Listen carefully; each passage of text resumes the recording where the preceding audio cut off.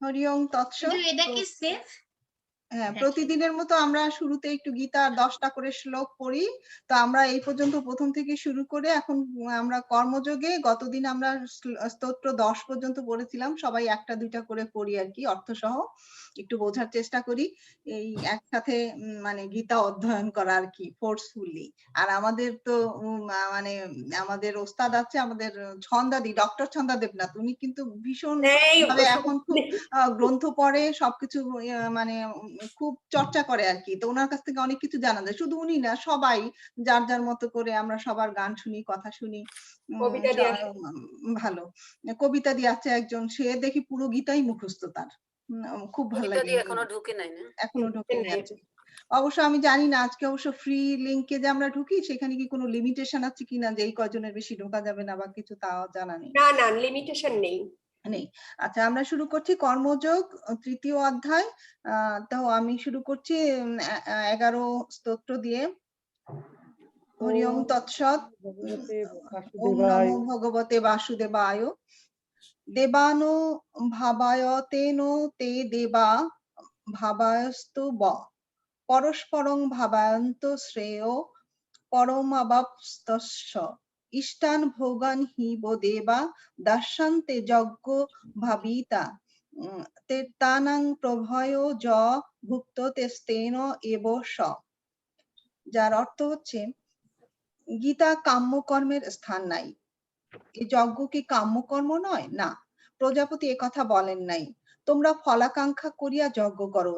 তিনি বলিয়াছেন, তোমাদের লোকরক্ষার্থে কর্তব্য অনুরাধে নিয়মিত যজ্ঞাদি অনুষ্ঠান করিবে, কিন্তু ফলের কামনা করিলে কর্মের স্বভাবগুণ ইহাতেই সতত প্রাপ্ত হইবে। ফলের কামনায় লোকে আম্রবৃক্ষ রোপণ করে, কিন্তু ছায়া ও মুকুলের সুগন্ধ কামনা না করিয়াও পায়। এই যজ্ঞ দ্বারা তোমাদিগকে সম্বর্ধনা করো, সেই দেবগণও তোমাদিগকে সম্বর্ধিত করুন। এইরূপে পারস্পরিক সম্বর্ধনা দ্বারা পরম মঙ্গল লাভ করিবে। 12 নম্বর স্তোত্রের অর্থ হচ্ছে, দেবগণ বৃষ্টাদি দ্বারা পৃথিবী শয্যাশালিনী করেন, লোকরক্ষা করেন, তাহা হাবির্যবি মানুষের যজ্ঞাদি দ্বারা তাহাদিগকে সম্বর্ধনা করা উচিত। ইহাই দেবযজ্ঞ, ইহাই কর্তব্য, ত্যায্য নহে। ফলাকাঙ্ক্ষা ত্যাগ করিয়া অনাসক্ত চিত্তে ইহা করিতে হয়, ইহাই গীতার মত। যেহেতু দেবগণ যজ্ঞাদি দ্বারা সম্বর্ধিত হইয়া তোমাদিগকে অভীষ্ট ভোগ্যবস্তু প্রদান করেন, সুতরাং তাহাদিগকে প্রদত্ত অন্নপানাদি যজ্ঞাদি দ্বারা তাহাদিগকে প্রদান না করিয়া যে ভোগ করে সেই নিশ্চিত চোখ। তো দুটো স্তোত্র থেকে এটাই পেলাম আসলে, যে ওই নিষ্কাম কর্মের কথাই বারবার আসছে। আর বলছে যে 12 নম্বর স্তোত্রে, যে পৃথিবীর সমস্ত সম্পদ হচ্ছে ভগবানের। আমরা যখন যাই খাই, যাই করি, সেটা ভগবানকে নিবেদন করে না খেলে সেটা চুরির সমতুল্য হয় আর কি। তো ঠিক আছে, পরবর্তীতে যাও ছন্দাদি। শ্লোক 13। হ্যাঁ, কর্মযোগ শ্লোক 13। যজ্ঞ শিষ্টাসীন সন্ত মুচ্যন্তে সর্বকিল বিষয় ভুঞ্জতে তে তঘং পাপা যে পচ্যন্তাত্ম কারণাৎ। ভগবত ভক্তরা সমস্ত পাপ থেকে মুক্ত হন, কারণ তারা যজ্ঞ বিশিষ্ট অন্নাদি গ্রহণ করেন। যারা কেবল স্বার্থপর হয়ে নিজেদের ইন্দ্রিয়ের তৃপ্তির জন্য অন্নাদি পাক করে, তারা কেবলই পাপ ভোজন করে। ওই একই কথা একটু আগে শুভ্রা বৌদি যেটা বললেন, যে আমরা যা কিছু করি যদি শুধু নিজেদের ইন্দ্রিয়ের জন্য করি, তাহলে সেটা পাপই হবে। যা কিছু করি সবকিছুই আমাদের ভগবানকে নিবেদন করে করতে হবে, তাহলে সেটা যজ্ঞের মতো হবে, তাহলে সেটাকে আর কোনো পাপ স্পর্শ করবে না। অন্নাদ ভবন্তি ভূতানি পর্জন্যাদন্য সম্ভব যজ্ঞাদ ভবতি পর্জন্য যজ্ঞ কর্ম সমুদ্ভব। অন্ন থেকে প্রাণীগণ জীবন ধারণ করে, বৃষ্টি হওয়ার ফলে অন্ন উৎপন্ন হয়, যজ্ঞ অনুষ্ঠান করার ফলে বৃষ্টি উৎপন্ন হয় এবং শাস্ত্রোক্ত কর্ম থেকে যজ্ঞ উৎপন্ন হয়। এখানে ভগবান বলছেন যে কিভাবে এই সার্কেলটা হয়, যে আমরা খাদ্যশস্য, শাকসবজি, ফলমূল হচ্ছে মানুষের প্রকৃত আহার্য, আর পশুরা মানুষের উচ্ছিষ্ট ঘাস পাতা খেয়ে জীবন ধারণ করে, যে সমস্ত মানুষ আমিষ আহার করে তাদেরও প্রকৃতপক্ষে গাছপালার উপরেই নির্ভর করতে হয়। তো এই যে আমাদের যা কিছু হচ্ছে, তো আকাশ থেকে বৃষ্টির হবার ফলে খেতে ফসল উৎপন্ন হয়, এই বৃষ্টি নিয়ন্ত্রণ করে ইন্দ্র, সূর্য, চন্দ্র আদি দেবতারা, এরা সকলেই হচ্ছেন ভগবানের আজ্ঞাবাহক ভৃত্য। তাই যজ্ঞ করে ভগবানকে তুষ্ট করলেই তার ভৃত্যরা তুষ্ট হন। তারা যখন সমস্ত অভাব মোচন করেন, এই যুগের জন্য নির্ধারিত যজ্ঞ হচ্ছে। তারপরে ভগবান বলছেন যে এই যে সার্কেলটা হয় আমাদের, আমরা যে খাদ্য গ্রহণ করি, তো খাদ্য কিভাবে উৎপন্ন হয়, তো খাদ্য আমাদের দেবতাদের তুষ্ট হওয়ার ফলে যেটা হয়, তো সবকিছুই হলো, তো দেবতারা তুষ্ট হন, ভগবানকে তুষ্ট করলে দেবতারাও তুষ্ট হন। তো এই যে যজ্ঞ, তো কলিযুগে যে যজ্ঞ একমাত্র হলো সংকীর্তন যজ্ঞ। তাই অন্তত পক্ষে খাদ্য সরবরাহের অভাব অনটন থেকে রেহাই পেতে হলে সকলেরই কর্তব্য হচ্ছে এই যজ্ঞ অনুষ্ঠান করা। এই সংকীর্তন যজ্ঞ করলে মানুষের খাওয়া পড়ার আর কোনো অভাব থাকবে না। তো ঘুরে ফিরে ওইটাই বলছে যে আমাদের যজ্ঞ হলো কলিযুগে একমাত্র সংকীর্তন যজ্ঞ। পুরাকালে যেমন অন্যান্য যুগে অন্য যজ্ঞ ছিল, তখন সেইভাবে দেবতাদের তুষ্ট করা হতো, আর কলিযুগে একমাত্র যজ্ঞ হলো সংকীর্তন যজ্ঞ। তো সংকীর্তন যজ্ঞ করে আমরা যদি সবকিছু ভগবানের নামে উৎসর্গ করে সব করতে পারি, তাহলে আমাদের আর এই পাপ রাশি আমাদের স্পর্শ করবে না। শ্লোক 15। কর্ম ব্রহ্মোদ্ভবং বিদ্ধি ব্রহ্মক্ষর সমুদ্ভবম তস্মাৎ সর্বগতং ব্রহ্ম নিত্যং যজ্ঞে প্রতিষ্ঠিতম। যজ্ঞাদি কর্ম বেদ থেকে উদ্ভূত হয়েছে। বেদ অক্ষর বা পরমেশ্বর ভগবান থেকে প্রকাশিত হয়েছে। অতএব সর্বব্যাপক ব্রহ্ম সর্বদা যজ্ঞে প্রতিষ্ঠিত আছেন। অর্থাৎ এখানে বলা হয়েছে ভগবান শ্রীকৃষ্ণকে তুষ্ট করার জন্যই যে কর্ম করা প্রয়োজন, সেই কথা এই শ্লোকটিতে স্পষ্টভাবে বর্ণনা করা হয়েছে। যজ্ঞপুরুষ শ্রী বিষ্ণু সন্তুষ্টির জন্যই যখন আমরা কর্ম করতে হয়, তখন আমাদের কর্তব্য হচ্ছে বেদের নির্দেশ অনুসারে সমস্ত কর্ম সাধন করার। বেদে সমস্ত কর্ম পদ্ধতির বর্ণনা করা হয়েছে। যে কর্ম বেদে অনুগত হয়নি তাকে বলা হয় বিকর্ম বা পাপ কর্ম। অর্থাৎ কর্ম 3 প্রকার আছে, একটা হলো অকর্ম, বিকর্ম, কর্ম যেটা সকাম কর্ম। যদি কামনা বাসনা থাকে যে কর্মে, সেটা হলো সকাম কর্ম। আর বিকর্ম এখানে বলা হচ্ছে যে যে কর্মটা বৈদিক অনুসারে অর্থাৎ বেদের শাস্ত্রে অনুমোদন করেনি, সেটা হলো বিকর্ম। যেমন চুরি করা, মিথ্যা কথা বলা, এগুলো হলো বিকর্ম। আর অকর্ম কি? অকর্ম হলো যেটা সাধুগণ করেন আর কি। সাধুগণ যে কর্ম করেন, অর্থাৎ কর্ম করে কর্মের কোনো ফলাকাঙ্ক্ষা করেন না। ফলাকাঙ্ক্ষা না করার ফলে কি হবে, সেই কর্মের যত দোষ গুণ, কর্ম করলেই তার দোষ গুণ থাকে, সেই দোষ গুণ আর তাকে স্পর্শ করবে না, তো সেটাই হলো অকর্ম। তো পরবর্তীতে এটা বলবেন যে অকর্ম, অকর্ম আর বিকর্ম আরো ভালোভাবে এটা বুঝিয়ে বলবেন। শ্লোক শোভা পড়েন। শ্লোক 16। এবং প্রবর্তিতং চক্রং নানুবর্তয়তি হজ্জ অঘায়ুরিন্দ্রিয়ারাম মোঘং পার্থ স জীবতি। হে অর্জুন, যে ব্যক্তি এই জীবনে বেদের দ্বারা প্রতিষ্ঠিত যোগ্য অনুষ্ঠানের পন্থা অনুসরণ করে না, সেই ইন্দ্রিয় সুখ পরায়ণ পাপী ব্যক্তি বৃথা জীবন যাপন করে। বৈষয়িক জীবন দর্শন অনুযায়ী অক্লান্ত পরিশ্রমের দ্বারা অর্থ উপার্জন করে ইন্দ্রিয় সুখ ভোগ করার যে অর্থহীন প্রচেষ্টা, তা অতি ভয়ঙ্কর পাপের জীবন বলে ভগবান তা পরিত্যাগ করতে নির্দেশ দিয়েছেন। তাই যারা জড়জাগতিক সুখভোগ করতে চায়, তাদের এই সমস্ত যজ্ঞ অনুষ্ঠান করা অবশ্যই কর্তব্য। যারা তা করে না, তারা অত্যন্ত জঘন্য জীবন যাপন করছে, কারণ তাদের পাপের বোঝা ক্রমশই বেড়ে চলেছে এবং তারা ক্রমশই অধঃপতিত হচ্ছে। প্রকৃতির নিয়মে এই মনুষ্য জীবন পাওয়ার বিশেষ উদ্দেশ্য হচ্ছে কর্মযোগ, জ্ঞানযোগ ও ভক্তিযোগের মধ্যে একটিকে অবলম্বন করে আত্ম উপলব্ধি করা। পাপ পুণ্যের অতীত পরমার্থবাদীদের কঠোরভাবে শাস্ত্রজ্ঞ যজ্ঞ অনুষ্ঠান করার কোনো আবশ্যকতা নেই, কিন্তু যারা জড় বিষয়ভোগে লিপ্ত, তাদের এই সমস্ত যজ্ঞ করার মাধ্যমে পবিত্র হওয়া প্রয়োজন। মানুষের নানা ধর্মের কর্মে লিপ্ত থাকতে পারে, কিন্তু ভগবানের সেবায় কর্ম না করা হলে সমস্ত কর্মই সাধিত হয় ইন্দ্রিয় তৃপ্তির জন্য। তাই পুণ্য কর্ম করে তাদের পাপের ভার লাঘব করতে হয়। যে সমস্ত মানুষ কামনা বাসনার বন্ধনে আবদ্ধ তারা ইন্দ্রিয় সুখ ভোগ করতে চায়। ভগবান শ্রীকৃষ্ণ তাই তাদের জন্য যজ্ঞের প্রবর্তন করেছেন, যাতে তারা তাদের অনাকাঙ্ক্ষিত ইন্দ্রিয় সুখ ভোগ করতে পারে, অথচ সেই কর্মফলের বন্ধনে আবদ্ধ না হয়ে পড়ে। এই জগতের উন্নতি আমাদের প্রচেষ্টার উপর নির্ভর করে না, তা নির্ভর করে অলক্ষ্যে ভগবানের ব্যবস্থাপনা অর্থাৎ তার আজ্ঞাবাহক দেবদেবীর উপর। তাই বেদের নির্দেশ অনুসারে যজ্ঞ করে দেবদেবীদের তুষ্ট করা হলে পৃথিবীর সর্বাঙ্গীন উন্নতি সাধিত হয়। আপাত দৃষ্টিতে মনে হয় যে বিভিন্ন দেবদেবীর তুষ্ট করার জন্যই যজ্ঞের অনুষ্ঠান করা হয়, কিন্তু প্রকৃতপক্ষে যজ্ঞ অনুষ্ঠান করার উদ্দেশ্য হচ্ছে ভগবান শ্রীকৃষ্ণকে তুষ্ট করা, এবং এভাবেই যজ্ঞ অনুষ্ঠান করতে করতে জীবের অন্তরে কৃষ্ণ ভক্তির বিকাশ হয়। কিন্তু যজ্ঞ অনুষ্ঠান করা সত্ত্বেও যদি অন্তরে কৃষ্ণ ভক্তির উদয় না হয়, তবে বুঝতে হবে তা কেবল উদ্দেশ্যহীন নৈতিক আচার অনুষ্ঠান ছাড়া আর কিছুই নয়। তাই মানুষের কর্তব্য হচ্ছে বেদের নির্দেশগুলিকে কেবল নৈতিক আচার অনুষ্ঠানের মধ্যে সীমিত না রেখে তার মাধ্যমে কৃষ্ণ ভক্তি লাভের চেষ্টা করা। শ্লোক নাম্বার 17।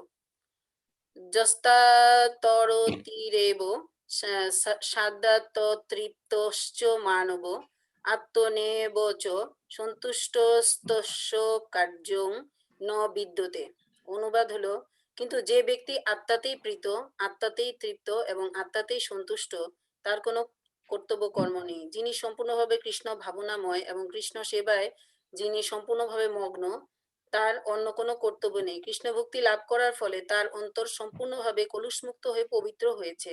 হাজার হাজার যজ্ঞ অনুষ্ঠানেও যে ফল লাভ করা যায় না, কৃষ্ণ ভক্তির প্রভাবে তা মুহূর্তের মধ্যে সাধিত হয়। এভাবে চেতনা শুদ্ধ হলে জীব পরমেশ্বরের সঙ্গে তার নিত্যকালে সম্পর্ক উপলব্ধি করতে পারেন। তখন ভগবানের কৃপায় তার কর্তব্য কর্ম স্বয়ং জ্ঞানালোকিত হয়, এবং তাই তিনি আর বৈদিক নির্দেশ অনুসারে কর্তব্য অকর্তব্যের গণ্ডির মধ্যে আবদ্ধ থাকেন না। এরকম কৃষ্ণভক্ত জীবের আর জড় বিষয়াসক্তি থাকে না, এবং কামিনী কাঞ্চনের প্রতি তার আর কোনো মোহ থাকে না। স্তোত্র নাম্বার 18। নৈব তস্য কৃতেনার্থ না কৃতেনেহ কশ্চন ন চাস্য সর্বভূতেষু কশ্চিদর্থব্যপাশ্রয়। আত্মানন্দ অনুভবকারী ব্যক্তির এই জগতে ধর্ম অনুষ্ঠানের কোনো প্রয়োজন নেই, এবং এই প্রকার কর্ম না করারও কোনো কারণ নেই। তাতে অন্য কোনো প্রাণীর উপর নির্ভর করতেও হয় না। যে মানুষ তার স্বরূপ উপলব্ধি করে জানতে পেরেছেন যে তিনি হচ্ছেন ভগবান শ্রীকৃষ্ণের নিত্য দাস, তিনি আর সামাজিক কর্তব্য অকর্তব্যের গণ্ডিতে আবদ্ধ থাকেন না, কারণ তিনি তখন বুঝতে পারেন শ্রীকৃষ্ণের সেবা করাটাই হচ্ছে একমাত্র কর্তব্য কর্ম। অন্যকে আত্মজ্ঞান লাভ করার নাম করে কর্মবিহীন আলস্যপূর্ণ জীবনযাপন করে। কিন্তু পরবর্তী শ্লোকে ভগবান আমাদের বুঝিয়ে দিয়েছেন নিষ্কাম অলস লোকেরা কৃষ্ণ ভক্তি লাভ করতে পারে না, কারণ কৃষ্ণ ভক্তি মানে হচ্ছে কৃষ্ণ সেবা, শ্রীকৃষ্ণের দাসত্ব করা। তাই কৃষ্ণ ভক্ত প্রতি একটি মুহূর্তকেও নষ্ট করতে দেন না। তিনি প্রতিটি মুহূর্তকে ভগবানের সেবায় নিয়োজিত করেন। অন্যান্য দেবদেবী পূজা করাটাও কর্তব্য বলে ভগবানের ভক্ত মনে করেন না, কারণ তিনি জানেন কেবল ভগবানের সেবা করলে সকলের সেবা করা হয়। 19 নাম্বার কে পড়বে? শিলাদি। হ্যাঁ, শিলাদি, আমাদের সাথে এই ফাঁকে বলে দিই, ইতি আছে, ওকে কালীবাড়িতে খুব বেশি দেখা যায়, আর তোমরা যারা নমস্কার। অনেকেই চেনো হ্যাঁ, হয়তো, নমস্কার দিদি। ও খুব ভালো একজন ভলেন্টিয়ার, কালীবাড়িতে ওর সাথে সবসময় দেখা হয়, আর ভক্ত ও। আজকে সুনন্দা ইতি দুজনই নতুন। হ্যাঁ শিলাদি পড়ো। শ্লোক নম্বর 19। তস্মাদ শক্ত সততং কার্যং কর্ম সমাচার অশক্ত হ্যাঁ চরণ কর্ম পরমান্নপতি পুরুষ। অতএব কর্মফলের প্রতি আসক্তি রহিত হয়ে কর্তব্য কর্ম সম্পাদন করো। অনাসক্ত হয়ে কর্তব্য করার ফলেই মানুষ পরম তত্ত্বকে লাভ করতে পারে। নির্বিশেষবাদী জ্ঞানী মুক্তি চান, কিন্তু ভক্ত কেবল পরম পুরুষ ভগবানকে চান।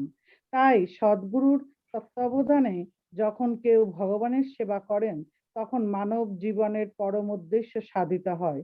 কুরুক্ষেত্রের যুদ্ধে ভগবান শ্রীকৃষ্ণ অর্জুনকে যুদ্ধ করতে বললেন, কারণ সেটি ছিল তার ইচ্ছা। সৎকর্ম করে অহিংসা ব্রত পালন করে ভালো মানুষ হওয়াটাই স্বার্থপর কর্ম।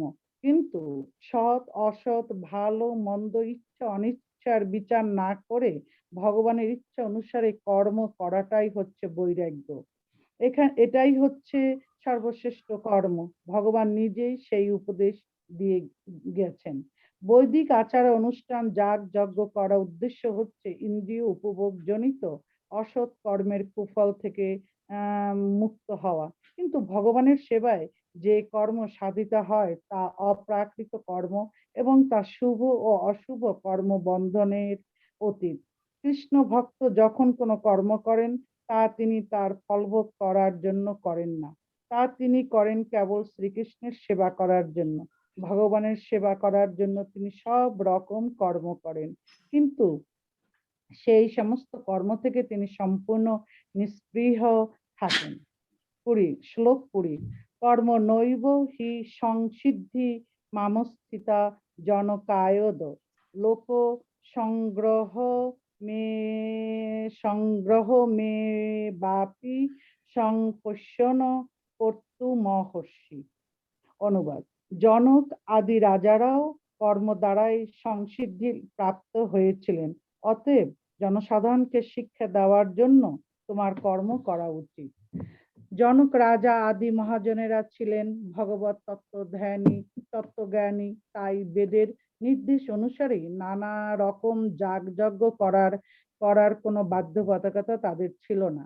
কিন্তু তা সত্ত্বেও লোক শিক্ষার জন্য তারা পুঙ্খানুপুঙ্খভাবে সমস্ত বৈদিক আচার অনুষ্ঠান করতেন। জনক রাজা ছিলেন সীতা দেবীর পিতা এবং শ্রী রামচন্দ্রের শ্বশুর। ভগবানের অতি অন্তরঙ্গ ভক্ত হবার ফলে তিনি চিন্ময় স্তরে অধিষ্ঠিত ছিলেন।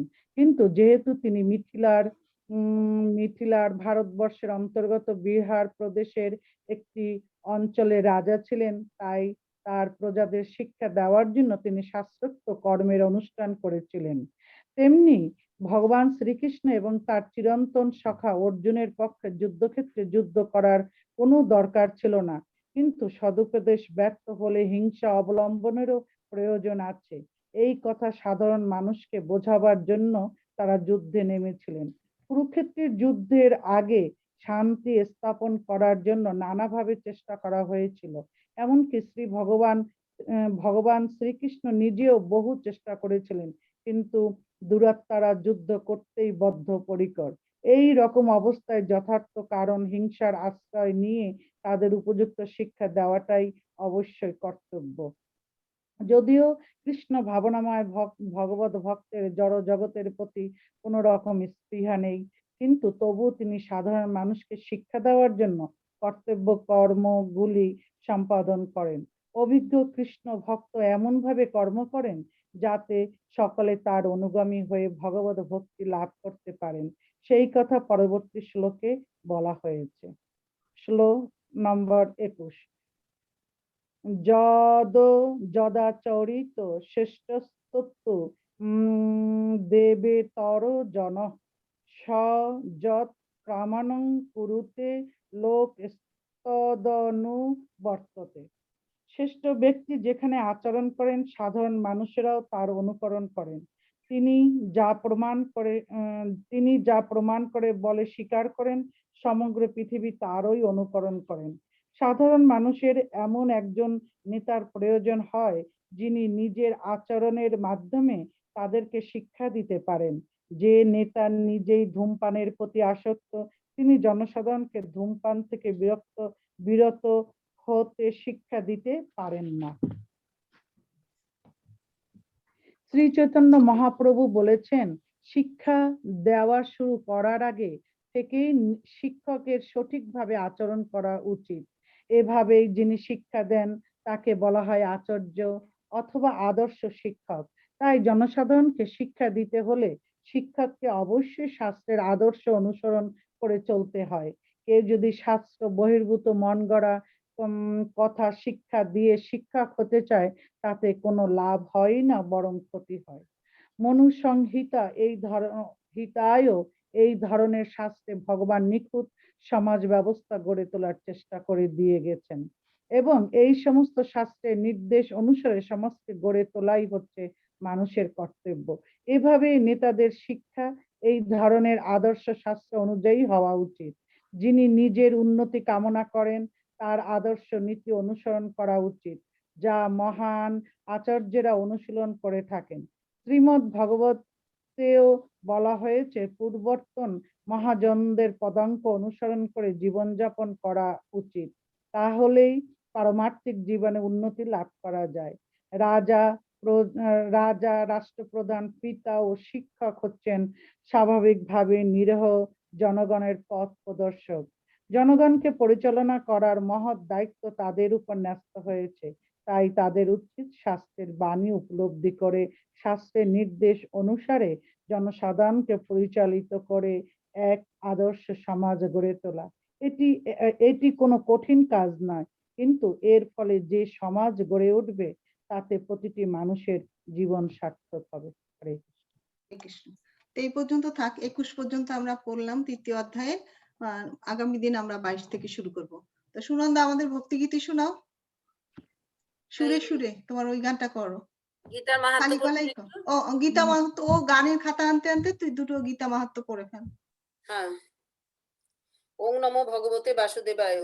গীতা মে হৃদয়ং পার্থ, গীতা মে সারোত্তম মম, গীতা মে জ্ঞানমোত্তুগ্রং, গীতা মে জ্ঞান বয়ম, গীতা মে চোত্তমং স্থানম, গীতা মে পরমং পদম, গীতা মে পরমং গুজ্জং, গীতা মে পরম গুরু, গীতাশ্রয়ে হং তিষ্ঠামি, গীতা মে পরমং গৃহম, গীতা জ্ঞানং সমাশ্রিত ত্রিলোকিং পালয়াম্যহম, গীতা মে পরমা বিদ্যা ব্রহ্ম রূপা ন সংশয়, অর্ধমাত্রা হরা নিত্য মনির বাচ্য পদাত্তিকা, গীতা নামানি বক্ষামি গুজ্জানি শ্রীণু পাণ্ডব, কীর্তনাৎ সর্বপাপানি বিলয়ং জান্তি তৎক্ষণাৎ, গঙ্গা গীতা চ সাবিত্রী সীতা সত্যা পতিব্রতা, ব্রহ্মা বলি ব্রহ্ম বিদ্যা ত্রিসন্ধ্যা মুক্তি গেহিনী, অর্ধমাত্রা চিদানন্দা ভবগ্নি ভ্রান্তি নাশিনী, বেদত্রয়ী পরানন্দা তত্ত্বার্থ জ্ঞান মঞ্জুরি, ইত্যেতানি জপে নিত্যং নরো নিশ্চল মানস, জ্ঞান সিদ্ধিং লভে নিত্যং তথান্তে পরমং পদ। হরি ওম তৎসৎ, হরি ওম তৎসৎ, হরি ওম তৎসৎ। হ্যাঁ সুনন্দা গাও, তারপরে আমরা কবিতা দিই, তারপরে ইতি ওদের কাছ থেকে শুনবো। ও কবিতা দিয়ে আসছে। হ্যাঁ কবিতা দিয়ে আসতে, কবিতা দিয়ে তো পুরো গীতা মুখস্থ। হ্যাঁ হ্যাঁ, আসলে কবিতা দিয়ে অনেক জানি। ভীষণ, আমরা খুব এনজয় করি আপনার গীতা পাঠটা। চন্দা, হ্যাঁ সুনন্দা গেয়ে ফেলো চট করে একটা। আমি ছোট্ট করে, তাহলে ওটা অনেক বড় গান, আমি ছোট্ট করে ওই তোমার ওই যে স্তোত্র পাঠ ওইটা একটু করি। হ্যাঁ করো করো, তোমার যেটা মন থেকে আসে।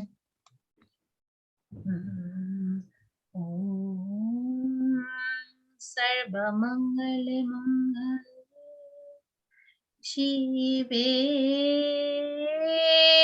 সর্বার্থ সাধিকে শরণে ত্রম্বকে গৌরী নারায়ণী নমস্তুতে।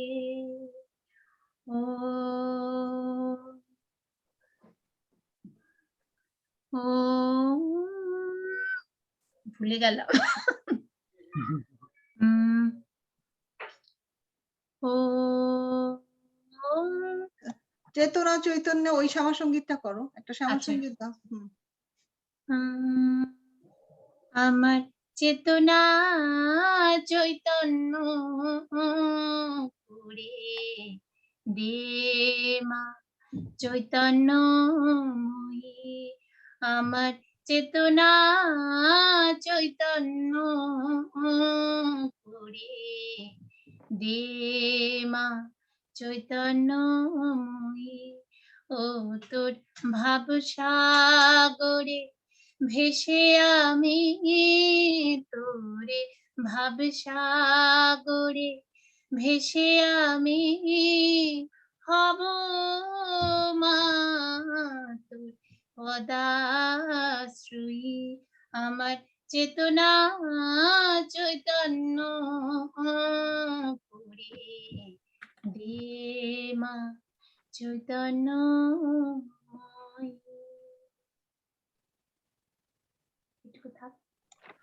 খুব সুন্দর সাধু। ইতি তুমি কিছু বলো, স্তোত্র আজকে বলবে কিছু আমি আজকে শুনি, তারপরের দিন বলবো। আজকে একটু দেখি নেক্সট দিন তোমরা গীতা নিয়ে এসে অনেক সুন্দর তোমরাও ডান্স করে। হ্যাঁ ও ডান্স করে, হ্যাঁ ঠিকই বলছিস, ডান্স করে ভীষণ ভালো নাচে। হ্যাঁ কবিতা দি, ভক্তিগীতি হয়ে যাক। একটা কোনটা, ওই যে দুধের এমন কালি বলে না নিত্যযুক্ত রহ সত্য চিন্তনে। ও দুইটার মধ্যে একটা করে কোনটা করবো আপনি বলেন। একটা হলো দুধের এমন কালি বলে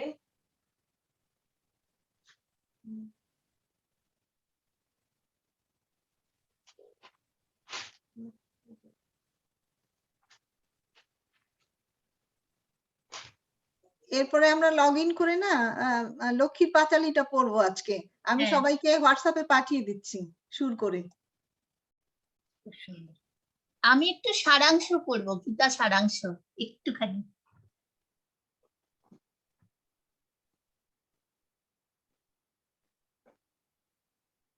সরি দিদি, আমি রেডি করে বসিনি।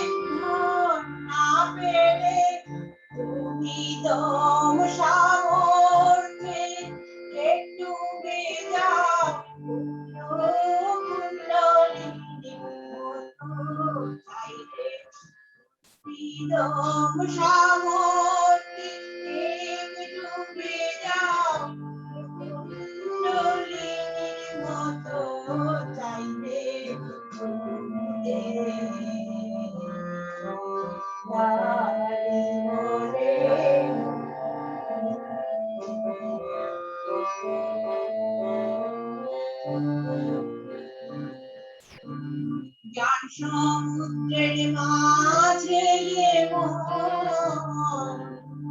শান্তির উপতা করে সমুদ্রের মাঝে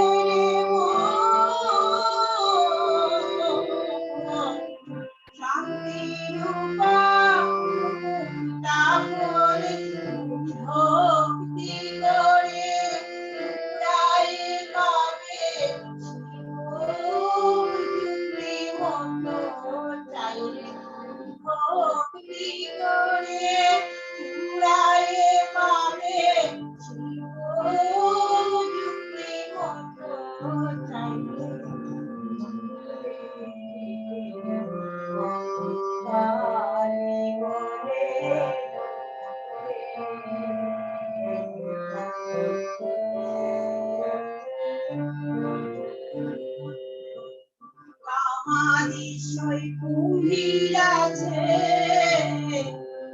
আবার ডুবে সদাই চলে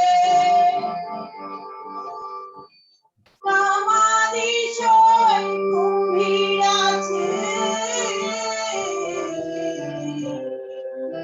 আবার ডুবে সদাই চলে তুমি দিবে খোঁজ গায়ে বেঁধে যাও শুনে না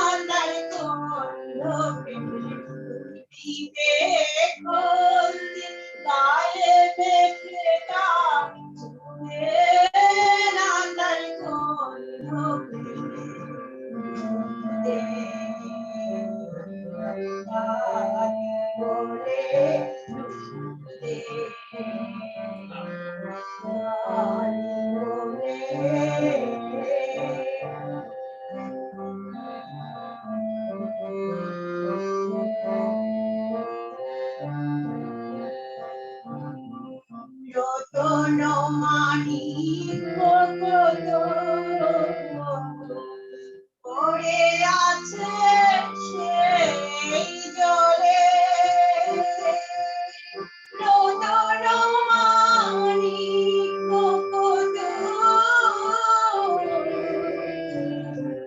পড়ে আছে সেই জলে রামপ্রসাদ বলে ঝম্প দিলে মিলবে রতন ফলে ফলে রামপ্রসাদ বলে ঝম্প দিলে মিলবে রতন ফলে ফলে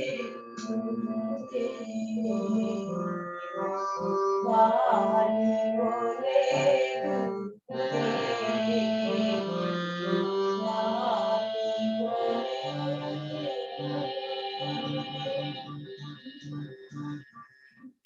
নিত্য ধন করে যত তাতে তুমি কিবা পেলে নিত্য ধন করে যত তাতে তুমি কিবা পেলে সাগরে পরম নিধি তাকি তুমি ভুলে গেলে সাগরে পরম নিধি তাকি তুমি ভুলে গেলে বাড়ি বলে